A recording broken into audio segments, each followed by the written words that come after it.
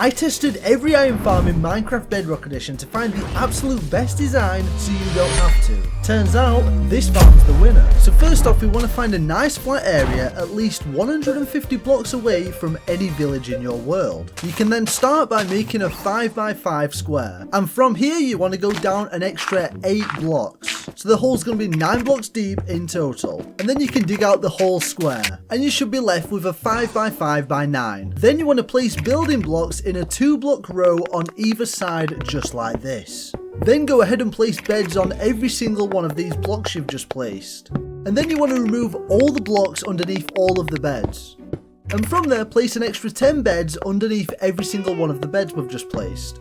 So now we should have 20 total beds placed. Then you can place building blocks in the center of all of these beds. And we're doing this so no iron golems can spawn down here. Then you can enclose all this in with building blocks. In the center of the platform, you're going to want to place a torch so that no mobs can spawn down here. Then you want to go to one side and destroy these specific 6 blocks. Do a 180 and do this on the other side just like this. Then you want to mine out these other 4 blocks here and then 4 blocks on the other side, so it's going to be 20 blocks total. Then you're going to want to fill all these in with workstations, and I would recommend using fletching tables, as it's probably the easiest one to get. Our next step is to transport villagers over to the farm. This is probably the most time consuming and tedious part of the build. The best method is to locate a village and bring the villagers back to the iron farm. There's 2 methods I would recommend to transport them back, and that's via minecart or boat.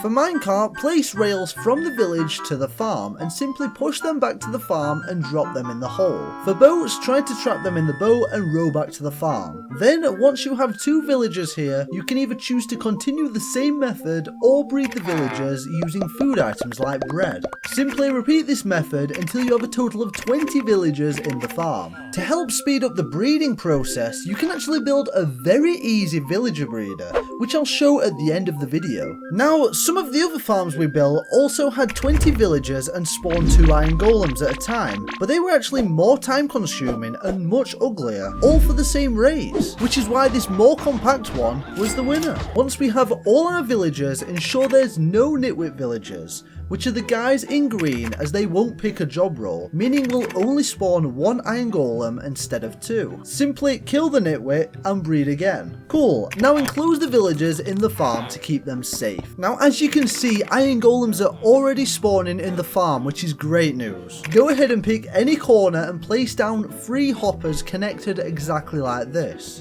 Then place 3 signs in this orientation just like this, as this is where we're going to be placing the lava, which is what we're going to be using to kill the iron golems, and will allow us to make this farm completely automatic. Place down 1 block in this corner and then place a water source block on top, which will then push the iron golems into the corner where they will burn. As you can see, the farm's working perfectly. So you want to head to the corner where the hoppers are and then dig down until we see the hoppers. Once we're low enough, we want to place a double chest here to collect all of our iron. As you can see, we've already got 12 iron ingots and it's only been a matter of seconds. You can then place ladders right next to the chest so that we can easily access all of our loot.